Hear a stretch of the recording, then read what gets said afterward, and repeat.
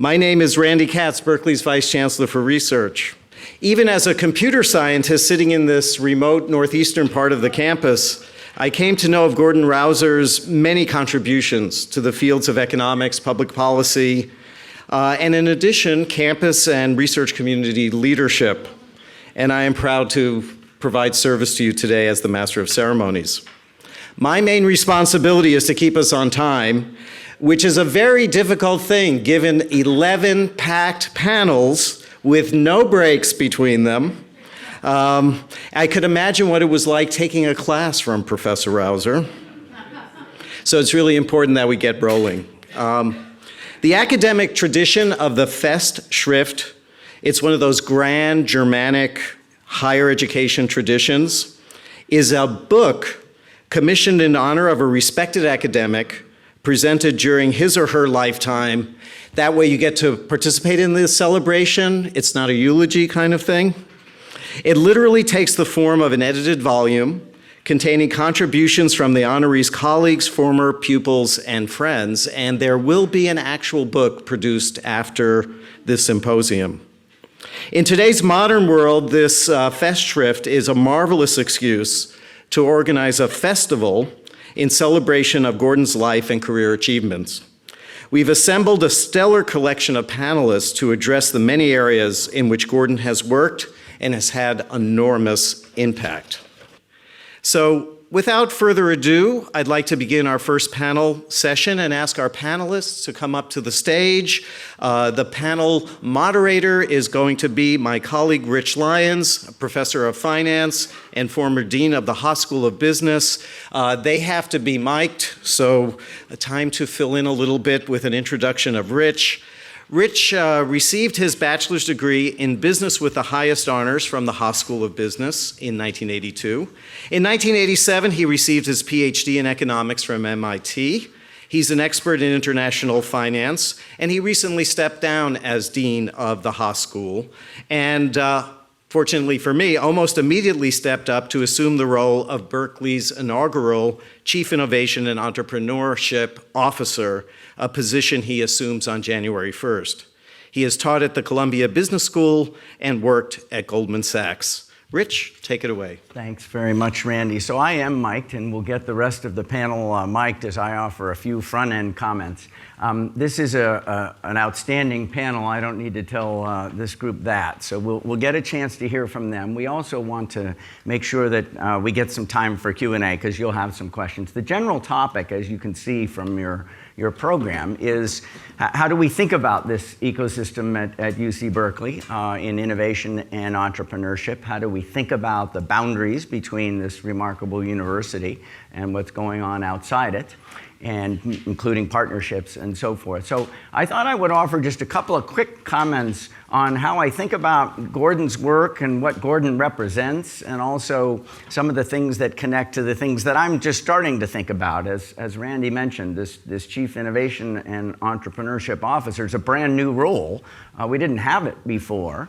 It's perfectly reasonable to ask, why do we need it? And that is a sensible question. So that, as I think a little bit about, or talk a little bit about connecting Gordon's work to some of the green field, to some of the opportunities that I'm seeing, I think there's a natural connection, which I presume is why I'm up here helping to facilitate this panel. So I'll start with some quick comments. I'll introduce Paul, I'll introduce Carol, I'll introduce Anne, and then we'll get rolling quickly. So what are the front-end comments I'd like to offer for you? You know, many of the people in this room know and have worked closely with Gordon, much more closely than I have, in fact. I've sort of watched his work from somewhat of a distance. I've been on the Berkeley faculty since the early 90s, but many of you predate that.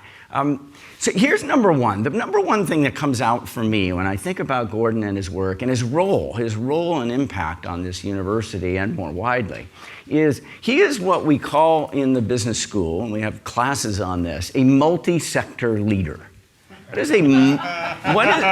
is a multi-sector leader, right? This is somebody who obviously in this academic world has had extraordinary impact. I don't need to tell you that, and I think others will comment on that. That's evident to most people in the room, as are his other sectors. So when we think about public policy, right, it's just the Council of Economic Advisors, some of the other stuff that he's done in government. He's been an absolute leader in the public sector, right, in this academic sector. He's been a leader in the private sector as well. He's really quite remarkable to be able to span those sectors as fluidly as he has. I mean, it's actually hard for me to think of somebody who's done it as adroitly as Gordon Rauser has. And so I just wanted to call that out. There's a type of leader, a multi-sector leader. It's pretty rare for people to be able to do it that fluidly and that effectively. So that's one of the comments I wanted to offer about Gordon. A second comment that I wanted to launch this with is, so we are the last of my colleagues at the Haas School that won a Nobel Prize, Oliver Williamson. You may remember the Williamson Prize. I think it was 2009-ish. It was roughly that time in economics. And maybe more than anything else, what Ollie, as we call him affectionately, what Ollie won a Nobel Prize for was, how do we think about the boundaries of organizations? How do we think about what's done inside an organization versus between an organization and the marketplace? He wrote a famous book called Markets and Hierarchies. And the idea is, the markets is sort of the interaction between an entity, economic or political, and its external environment. And hierarchies is sort of how we organize economic and other activity within organizations. What happens within, what happens between, and many other things that he wrote about. But so as I step into this new role, and I think about some of the things that Gordon pioneered, I think about what is the boundary of this remarkable institution called UC Berkeley, and how is it changing, and how is it becoming more fluid? Because, and just as one example, while I was dean of the business school for roughly a decade, we created 3 501c3s to do very specific work. There was a building. One donor said, I won't give to the building unless we construct it through a 501c3. It was a very big gift. I mean, so we weren't end running, fair labor laws or end running, the things that we hold deep. The idea isn't, don't create these new entities at the boundary to start doing things that we shouldn't be doing. And we have to be careful not to do that. But if we can be doing things that we should be doing as a public university and using new ways to organize ourselves at the boundary, then we should be doing that. And so that 501c3 we used to build the building now no longer exists. It's being shut down. It was for a specific, anyways, I just wanted to use that as an example. There is, as I get to know IPERA, right, our sort of intellectual property and industry relationships office, when we think about what's happening in that area, people before I got involved on Randy's team, people have set up a shared special facility for innovation and entrepreneurship. What is that? Well, historically, if you're in a life science lab, to use that as an example, and some IP is created, it belongs to the regions, period. And I think most of us realize, yeah, that's what it should be, right? But is there room under the right conditions where all the rules are spelled out for a startup that's coming out of Berkeley to be able to do some research, not crowding out the basic research that we're all doing, but to be able to do some research or test some scientific hypotheses in our life science labs without the IP necessarily being 100% Berkeley, because they wouldn't do it there if that's the rule. And these shared special facilities are just starting to get used. Well, that's a fascinating example of, so when I say what's happening at the boundaries, this is the kind of stuff that Gordon has been helping us think about in various ways over the last 20 or 30 years. And it is sort of the most, for me, the most, evident, complicated thing when you start thinking about, well, what should the Chief Innovation and Entrepreneurship Officer think about, right? What problem are we trying to solve? We as a university are trying to create as much value to society as we can. Maybe people disagree with that, but that's sort of, we could say, is it California or the world? Let's just say society, right? So we have this enormous cache of intellectual creativity. Intellectual creativity, that's Berkeley. Benefit to society over here. There is a transformation between the two. At what efficiency is that transformation currently happening? And whatever efficiency level you want to call it, if we call it 50%, if we could, by working together, by thinking about the boundary of the institution and many other things, could we increase the efficiency of that transformation from intellectual creativity to societal benefit from 50 to 55%, we would have done an enormous thing.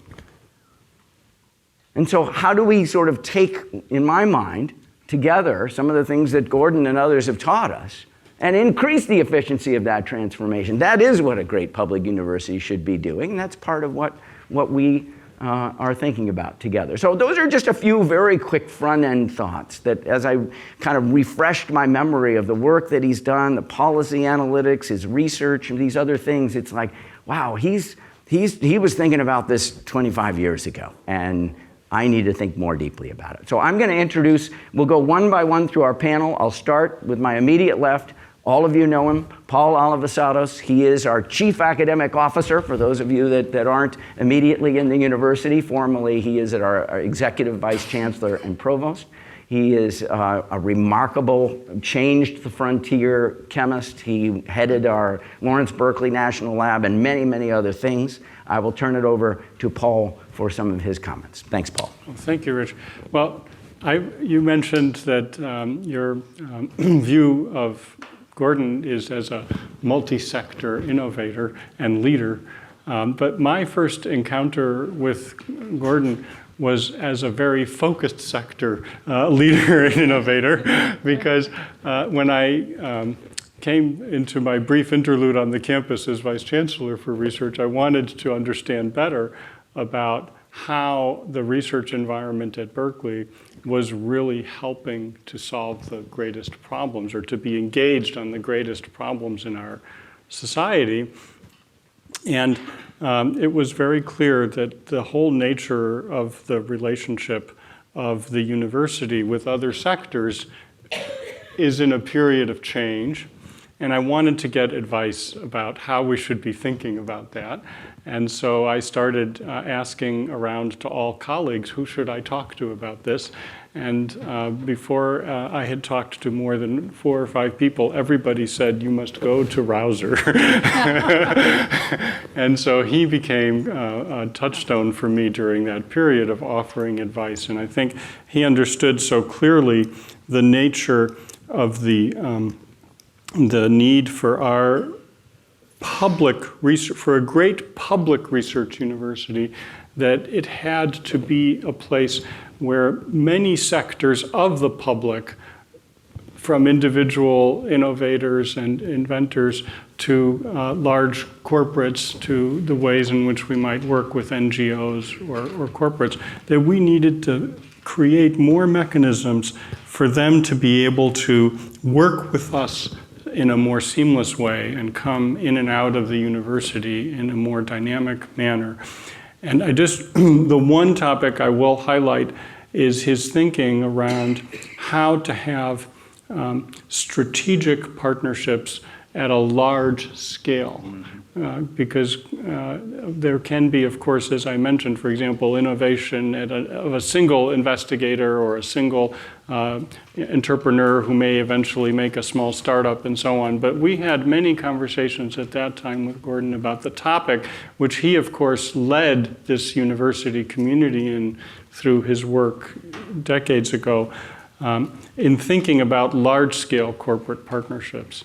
And we have many examples of those, which I think in this panel, I want to make sure we go next to Carol, but I think in subsequent comments, I'd like to talk more about where are examples where Berkeley has been successful in working at very large scale with corporate partners, and what are the common features of those examples that we could learn from, so that we can be more successful in having partnerships that are genuinely impactful for society and that stimulate our students and our faculty to do their best work. So that's a topic I'll come back to as we go through.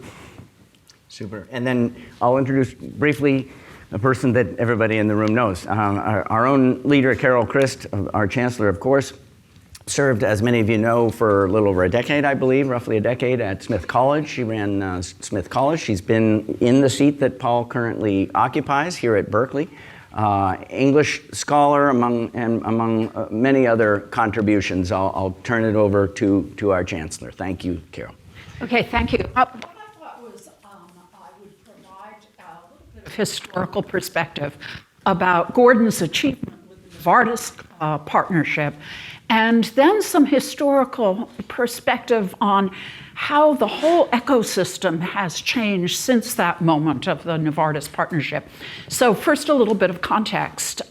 Gordon and I was provost and executive vice chancellor and provost during the same years that Gordon was dean of the College of Natural Resources. And these were very hard years for the university. We were suffering a lot of budgetary duress, and CNR was in a particularly challenging situation because the Department of Agricultural and Natural Resources wanted to take the designation away from Berkeley that it was an agricultural, one of the campuses that was an agricultural experiment station. So the pressure was really on CNR to do something extraordinary in both ways. And Gordon developed this idea, which was completely new on the Berkeley campus at that point, it was a 5-year partnership with Novartis.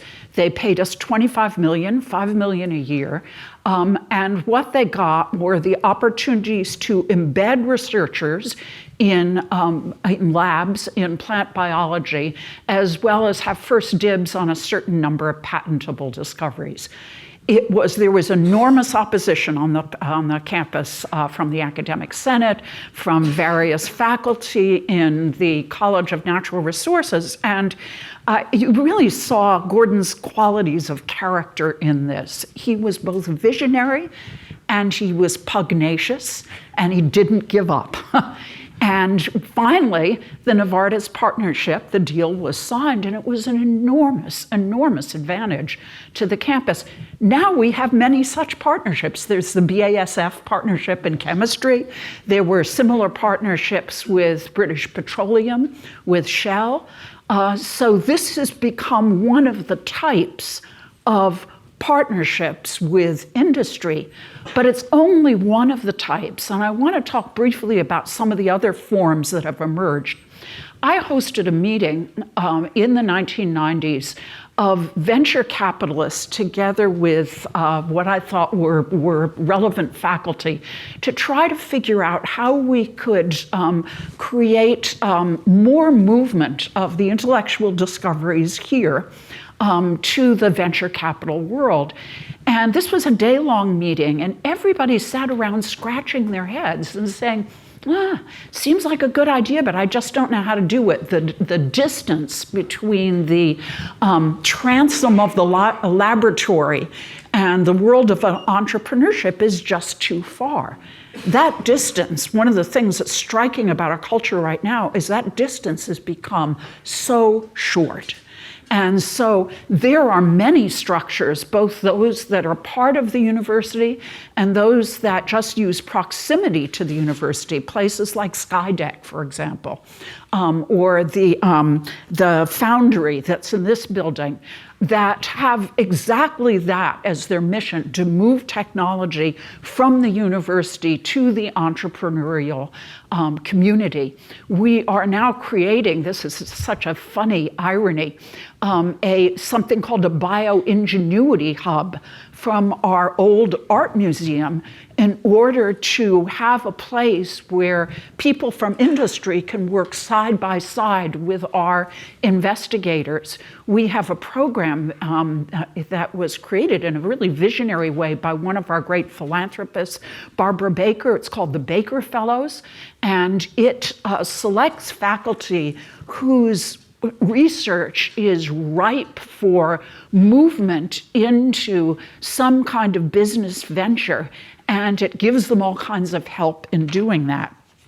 And then finally, there's a third structure that's been developing, which is one that's driven by philanthropists, where we have certain philanthropists who are inspired by an area of research, but rather than just give us money to pursue that area of research, have very much in mind the kind of business results and sometimes even the patent rights they want as part of their gift. So the infrastructure and the boundaries, I love your metaphor, Rich, of the boundaries of this world are really changing very rapidly, and I believe very strongly that the future of our university depends on how well we can navigate and take advantage of the shifting and more porous boundaries of these worlds. Thank you, Carol. And I'll introduce our third panelist, Ann Harrison. Ann and I were undergrads here at Berkeley around the same time. We didn't know each other then. We have been friends for a long time. She is the Dean of the Haas School of Business, been in the role for less than a full year now. And her field is economics, specifically international economics. So things like trade, things like where do things get produced. She had many terrific years at the World Bank, among other places. She was on our ARE, Agricultural and Resource Economics faculty here at Berkeley, so she came back to Berkeley for 10 years or so, and has just been a terrific contributor on a lot of fronts. And I think through that ARE faculty role, she got to know Gordon and many other people in this room well. So I'll turn it over to Ann. Thanks, Ann. Thanks, Rich. So good morning. I've been at the Dean of the Haas School since January, so this is a very new role for me. But in contrast, I've known Gordon for a very long time, and I'm extremely grateful to him because I've been gone for Berkeley for a long time, but he was really instrumental in bringing me back most recently in my new role. He wrote a recommendation, which I'm assuming must have been pretty good since I'm sitting here now. And I think he was the only person at Berkeley who actually wrote me a letter of recommendation. So thank you, Gordon, for bringing me back here. And beyond that, of course, he served as a wonderful mentor to me and has been continuing to serve as a great mentor to me throughout this process. And indeed, he was a great mentor to me when I was here as a faculty member. I didn't know him when I was a student here, which was scarily something like 40 years ago. But one of the first faculty members I ever met at Berkeley, and who really did completely change my life, is sitting right over there, and that's Leo Simon. And I have to say thank you to Leo Simon as well, because Leo Simon actually convinced me to go and get a PhD in economics, which never would have occurred to me, and also allowed me to go to a great university where I met my husband and changed my life. So these two individuals, Gordon and Leo, sitting here in the room today, really, it's amazing to me. But more important to that, more important than my own personal story, is Gordon Rausser has been one of the College of Natural Resources really great leaders over the years. As you all know, he was a dean there, and his leadership is really instrumental in leading to what I believe is the greatest environmental college in the United States. I mean, if you want to do work on the environment, this is the #1 university to do that.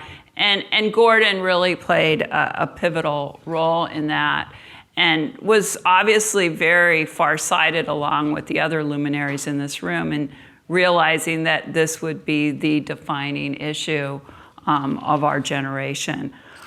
So thank you, Gordon, and it's really great to be here to celebrate everything that you've done.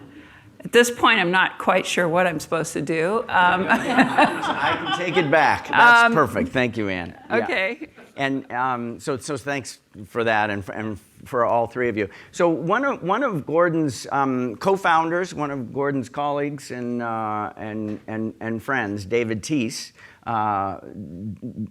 desperately wanted to be here today, couldn't in the end. He put together a video for us and for Gordon. And so we're going to show that David Teese video, and then we're going to open it up for Q&A. So be thinking about what sorts of questions you would like to hear answered from this panel. The video, please. Thank you.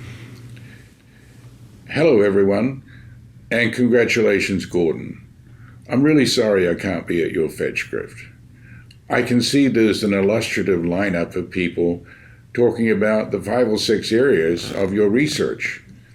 Today, I just want to say a few words about one area of your research that I'm familiar with, and that's your work on public-private partnerships. You have been a leading thinker in this area, particularly as it relates to university research, for 2 or 3 decades. And you've contributed a lot as well to this campus through negotiating complex partnership arrangements with others. I think of Monsanto, but I know there are a few others as well. What amazes me, and what I think is of great benefit to society, is that you find ways to make these partnerships work, not by finding a middle ground, but by in fact giving everyone close to what they want. For the campus, you're not only able to bring in financial resources, but you're also able to preserve independence and openness. And for the private party, they get early access to university thinking and research, and so that when things are actually published, they're in a position to utilize those results, maybe ahead of others.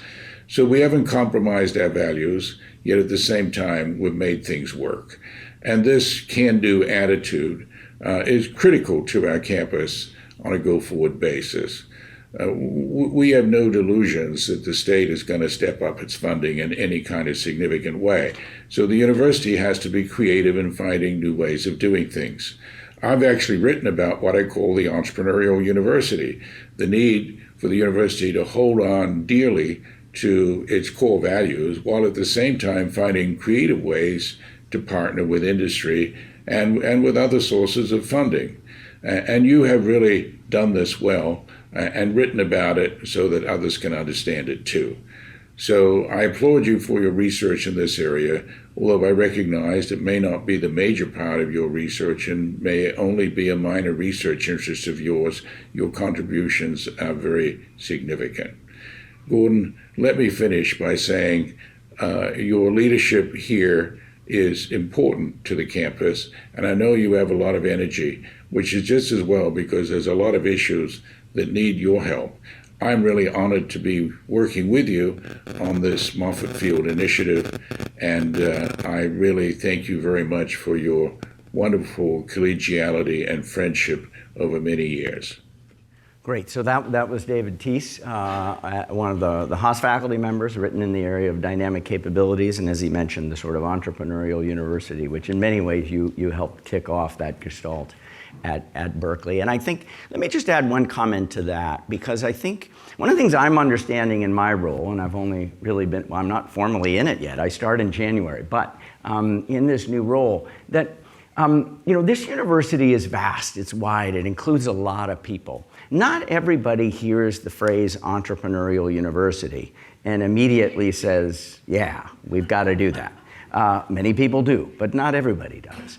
And so when we start thinking about that concept, but making sure that everybody feels included, right? If we were speaking to a young person, an undergraduate in classics, whatever the major, a humanist, and said, is the art of agency interesting to you? Do you want your life to have purchase on the world? We presume that's why you came to Berkeley. We want to shape you in exactly those ways. Wherever it is, you want to apply yourself and have purchase. I never once used the word entrepreneurship, and I never once used the word startup. But a phrase like that will galvanize an undergraduate humanist the same way it does an undergraduate engineer. And so I think part of what we need to do is find language that is fully inclusive captures this great energy that's part of this university and captures it sort of for all of us. And I think that's part of the opportunity that we're seeing going forward. Let me open it up. If you have, I've got a few questions that I can pop into our panel, but I want to open it up. It'll be more fun if we hear from some of you. And Gordon, if you yourself would like to ask one, we would welcome a question from you.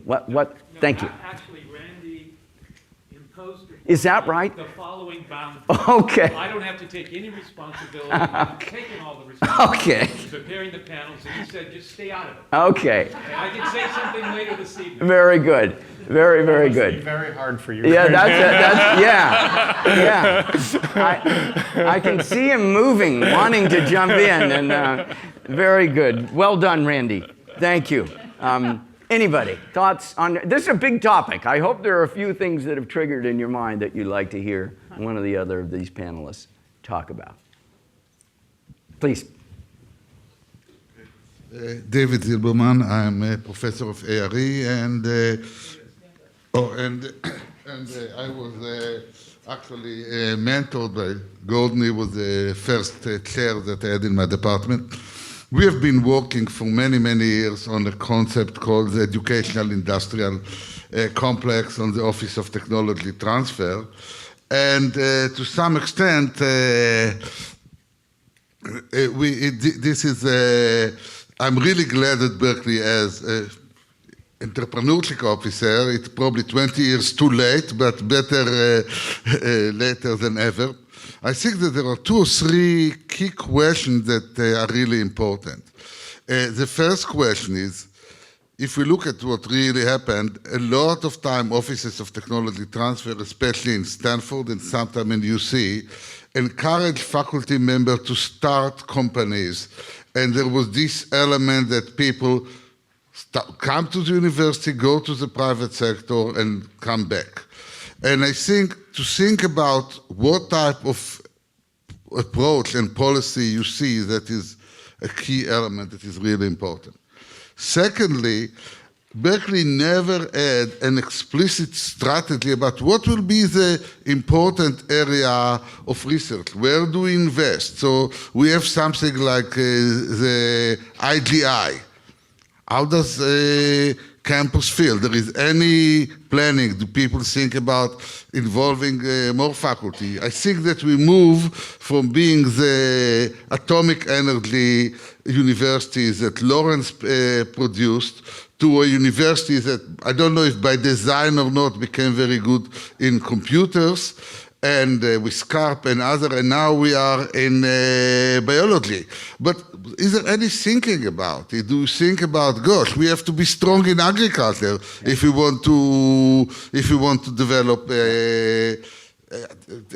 CRISPR? We have to be strong in medicine. Yeah. So how these elements are going together? And the last thing, we have a business school, and at least in my view, the business school is totally divorced from the rest of the university. No, seriously. I don't think that the people that know a lot about science, of course, not a lot about science. How does a business school can be part of the community, the business school, engineering, chemistry, how they can work together so this will be a real entrepreneurial university? Great. Well, Ann, do you want to take that last question? Yeah. Yeah, so I didn't have time to actually talk about what I wanted to talk about, which is I'm asked a lot, what's my vision for the business school? And I've spent a lot of time thinking about it, and here it is. Forging entrepreneurial leaders who will rise in the Berkeley spirit to address society's biggest challenges: innovation, inclusion, and sustainability. And in every one of those dimensions, I am working with the rest of the university. Let me just talk about innovation, since we're talking about innovation today and entrepreneurship.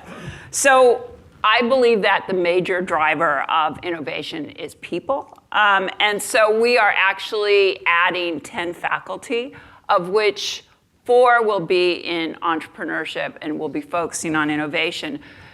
2 of those 4 faculty will be co-done with other parts of the university. So that's something that we're doing. We're also putting together an entrepreneurship hub where students from across the university will be allowed to go. And it's really a way to actually include us. But more importantly, we're engaging in a lot of programs to really push entrepreneurship. Just this summer alone, we launched an undergraduate four-year degree that combines a degree in biology and business. So we're combining business with a degree in molecular and cell biology. This summer, we also launched a two-year joint degree in business and engineering with the College of Engineering. 3 years ago, Rich launched an undergraduate, very popular program. It's the most difficult program to get into in the UC Berkeley campus, called Management Entrepreneurship Technology, which is a degree in engineering and business. And right now, as we speak, I have been hounding David Ackerley day and night because I want to create a joint degree that allows us to work on the environment and business. David will tell you I don't let him go. Day and night to try to bring our concern about the environment and sustainability together with business. And I'm fundraising for that. There's huge interest outside the university, and I would love to talk to you about it. Thanks for that, Anne. And so I think we want to make sure we have questions, time for other people. You did have 3 quick questions. We'll take them all. But why don't we take the second one next? And that was sort of the academic planning. You know, how do you know when to make what investment? Yeah, I mean, that's a great and important question. We have 1,500 ladder faculty on the Berkeley campus. And as I'm sure everyone here appreciates, they cover the gamut of all possible subjects. And they each have a lot of innovative spirit. They're really got, powerful ideas of where they wish to go. And really, I think David's question is one of the most important ones for the university, which is how do examples of that arise at larger scale to address problems that are larger than those that any one investigator or even a small group of investigators can address. And I'd like to just take I think there are examples currently, which I'll come to momentarily, but I'd like to just back up and take an example where I think this university did have a really interesting outcome. And that was during the period of the largest corporate partnership we have ever had, which was with BP. It would not have been possible without the arrangement that Gordon had pushed through in an earlier era. But here were some of the characteristics, and this was in the kind of 2003 timeframe. And at that time, the campus and the lab, Lawrence Berkeley lab together, were really at the forefront of a discussion about what is going to be the national research approach to issues related to energy and climate change. How should we really be thinking about it? And of course, we have this spectrum of what's possible at this university, which is essentially we could do everything, which would mean we would do nothing. We'd have individual contributions that are fascinating. And so at that time, the campus was able to reach a conclusion that we would focus on solar-driven biological ways of harvesting energy, and made that a focal point of our discussions. Whereupon the discussion with BP was very fortuitous because it had at that moment in time, at the highest level, a CEO who understood that sooner or later that company was going to face some kind of a need to make a profound change in how it was generating fuels, and was very interested in the possibility that biofuels could be a part of that. So we were able to have the campus make a choice in a very large space to make a bet, and was able, because of that, to enter into a discussion at the strategic level, at the highest level of that company. That's ultimately what led to their decision to make a $500 million project with Berkeley. Now, sometimes you might get worried and say, okay, that means that now we've been completely controlled by this company. That, somebody might make that kind of argument. But in fact, what happened was a recognition that the problem was so large that what was needed was just what the university can do, but focused around a particular area. And we delivered quite well during that period. Now, it's fascinating. The world of energy is complex. Who knew that within a few years, the fracking developments would lead to a situation where the price of natural gas collapsed, went way down, access expanded greatly, the opportunities for biofuels were reduced. But during that period, BP worked with us as a strategic partner to think about how the kinds of research that the university could do would have beneficial impacts for them. They benefited, but also we had an environment where really phenomenal discovery took place. And it is also the period during which the discoveries of gene editing took place here at Berkeley. And I don't think those are disconnected facts, because there was a lot of resource flowing into the system. The PIs who were involved in that stuff were touching Lawrence Berkeley, the campus, the BP project. And it was a very fertile environment of trying to think about how to make change. Just one last piece about that was during that same period when BP came in at that large scale, Department of Energy also came in and made a large investment. But what was so fascinating about it was that the government monies at that time, feeling so much pressure to actually deliver a result, the Department of Energy came in and said, we want you to have the following patent outcomes, the following economic impacts, and to demonstrate them within 2 years and so on. Completely not thinking through how things actually work. BP actually came in and said, this is a really hard problem. We want your best ideas. We want you to think out of the box to teach us something that we wouldn't normally be able to do. So that turned out to be an example where the university and the company, I think, partnered quite well, and it has served us well. We're in discussions like that now, David, about what are some of the big directions that we should be choosing. We've certainly made a large-scale choice around the areas of data science and artificial intelligence that we're going to make a large bet in that area. So are many universities, but I think because of our scale and our ability to do things, we will be very impactful there. But we're also in a discussion that Gordon is helping us to lead on the campus about the question of space exploration and whether that is going to provide a venue for us, which at scale might be particularly important. So, I think we're very capable of doing this. It just requires some determination and the willingness to accept that at some point the university has to make some large-scale choices and stick with them. Otherwise, it really just becomes a perfectly functional organization, but it operates at a smaller scale. Mm-hmm. I wonder if I might add to what Paula said. I mean, this is one of the distinctions of Berkeley is it's a campus of comprehensive excellence.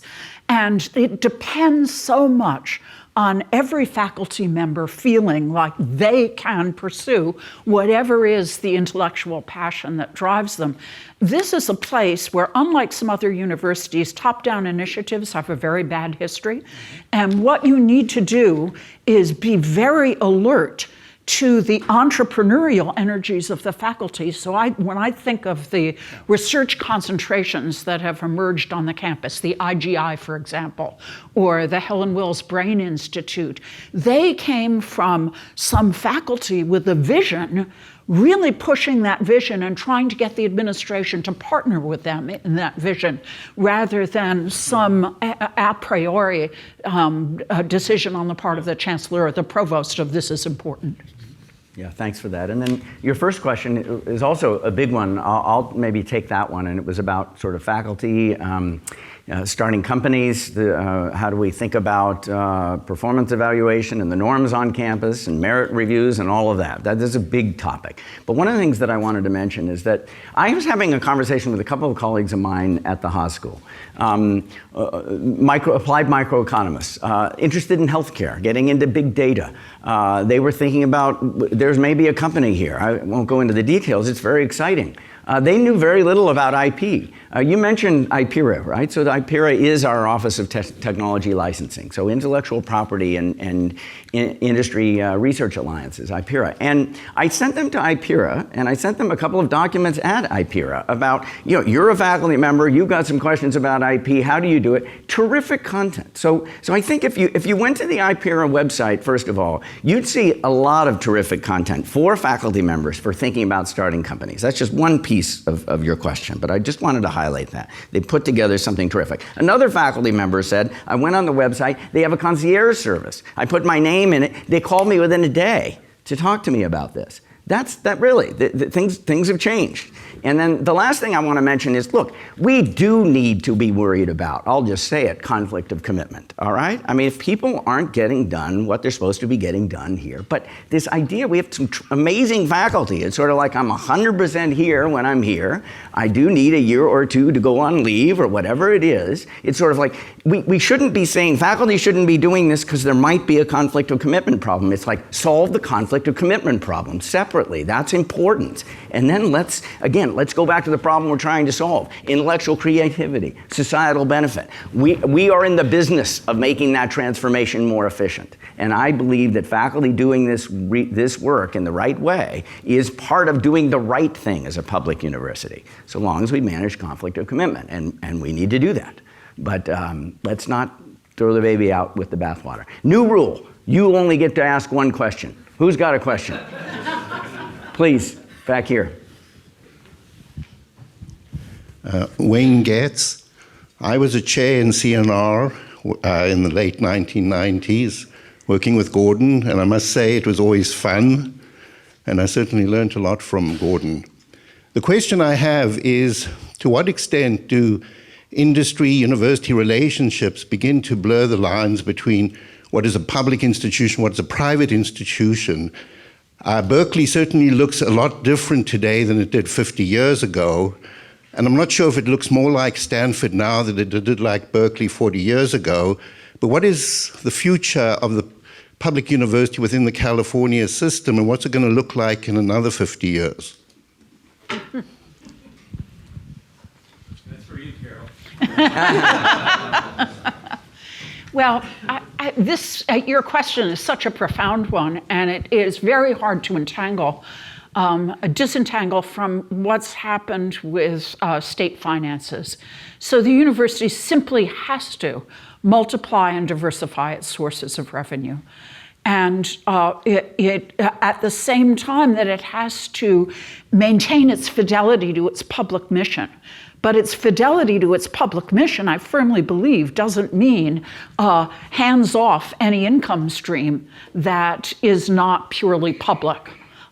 We will become mediocre as a university if we pursue that path. There's also been a profound change in universities themselves that I think is rather irrelevant to the public-private distinction, in which there is just much, as Rich was saying in his open statement, the boundaries are different now. And so we have to, at the same time we're true to our public mission, we have to participate in this ecosystem or we'll become just a much less good university. I spent the last 2 days in a conversation with regents and legislators and a few chancellors talking about exactly this issue, is how do we move into this world in which all of our public universities, or at least our public R1s, are becoming these interesting public-private hybrids. How do we do that and still maintain fidelity to the public mission of the university? Jump in on that, because Carol's view obviously is it's wider and richer than mine. But I went on the website recently of some other universities, and so Chicago, MIT, Yale, Harvard, Stanford. One of the things you notice is the scale at which they operate.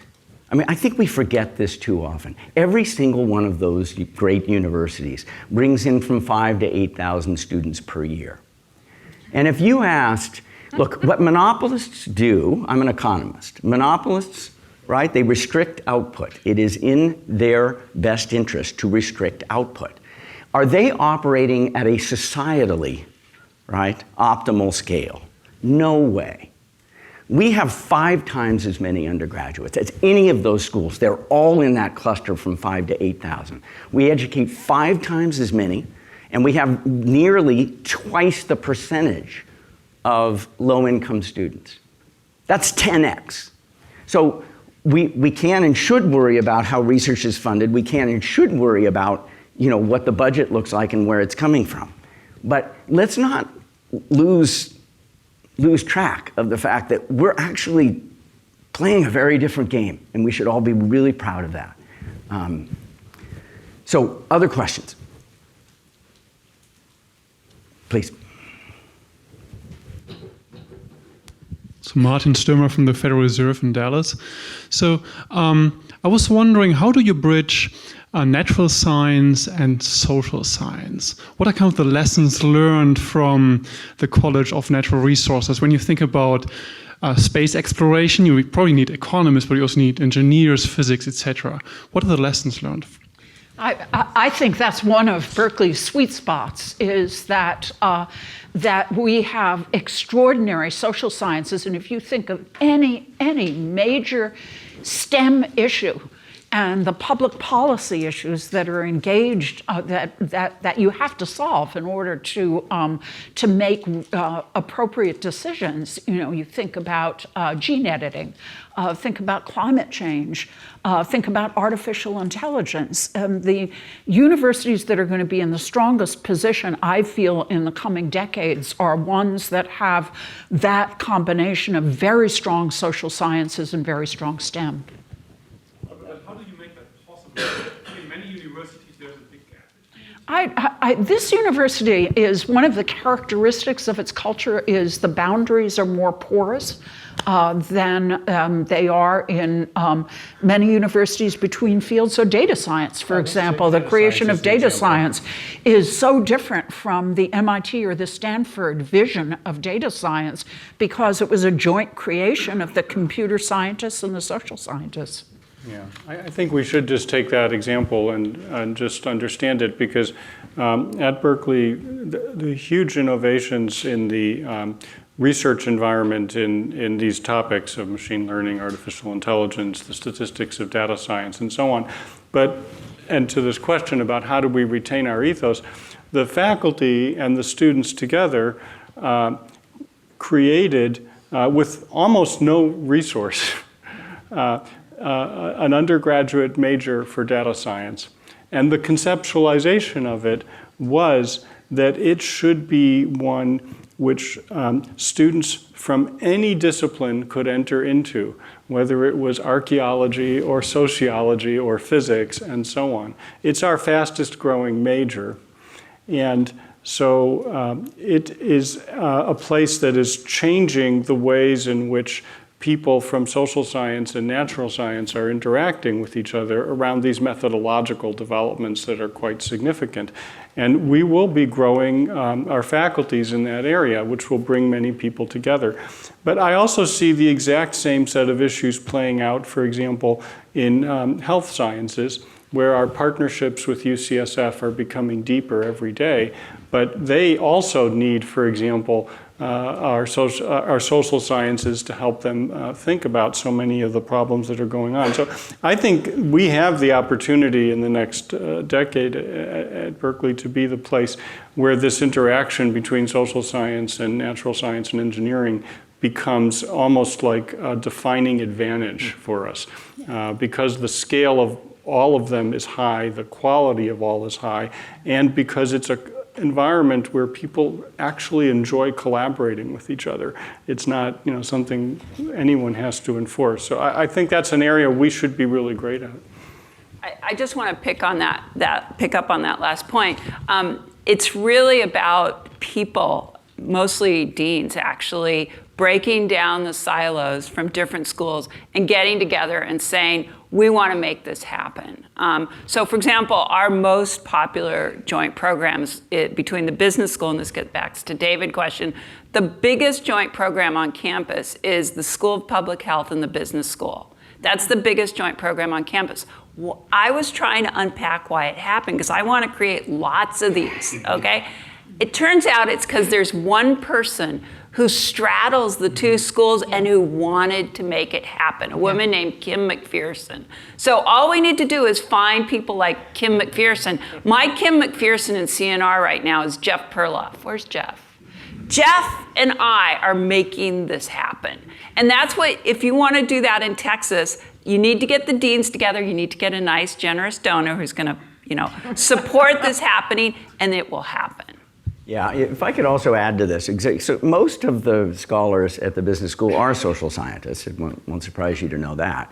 But among many, this is not an exclusive vision statement, but a statement paint a picture of the future. One of the statements we were working with is, let's make Berkeley the preeminent institution for the pairing of business and STEM. Most business schools don't have undergraduate business schools. We do. Stanford can't create a dual undergraduate degree, engineering plus business. We can, and on and on and on. And so you look at that thing and you say, wow, we could do that. And we're well on our way to doing that. The more kind of statements like that we put in the ground and build concrete programming around, I think the more progress we can make. Now, there's another panel coming. I'm very sorry to do this, but I need to cut us off here. We have okay, let's do one more quick one. Okay. Jill McCluskey, one of Gordon's former students at Washington, and now I'm at Washington State University. I was just thinking about how can we do better, and what are the implications of these entities with so much market power, such as Amazon, for example. How can we do better in maximizing the public good of interactions with them? So I know that they are bringing economists in, and they're going on leave at Amazon, and then paying them so much money that they end up staying. It's from the very best universities, some of the very best economists, and it's interesting to think about that they're being focused just for those companies with high market power. Good question. So we'll have to be a little bit brief on our answers. Sorry, but anybody want to chime in? Well, I think the university is the ideal place to study what's happening with these incredibly gigantic both media companies, and commerce companies, that's kind of intertwined. Yeah. I think we're finding ways for people to be able to come in and out that they find more interesting than, even though, as you say, there may be certain opportunities to be permanently embedded inside one of those companies. There's also lots of opportunity for people to kind of be coming in and out. And that coming in and out offers us an opportunity to have the kind of influence you're talking about, because in an environment like this, people will be thinking about ethics and social justice, and they'll also be thinking about what the innovations are that company is really engaged in, and trying to be intermediaries to help that move along. Yeah, and if I go quick, go for it. Our business school, it's the business school that's mission driven, and not surprisingly, one of our alumni has actually written a book about that and an Atlantic Monthly article. It's called The Four, and he talks about the four taking over our minds, our hearts, everything we do. And he's involved in basically testifying in Congress, also a serial entrepreneur, friend of Rich's, and basically antitrust. We need to apply antitrust to the big four. Yeah, and if I could just add one thing to this as well, is I remember as we as a campus were going through a strategic planning process over the last couple of years, I was in a room collecting ideas with other people among a set of department chairs. And one of the department chairs, as we were talking about sort of what should Berkeley go after, one of the department chairs said, what about the future of democracy? You hear that phrase and you think Berkeley should lead there, right? It sort of feels like that's who we are. And boy, you can't address this question without addressing a question like that. But embedded in that larger frame, it's like Berkeley has so much to bring to the question that you asked. So we have to finish this off, get you to the next panel. Let's all thank the panelists and thank Gordon Rauser, okay?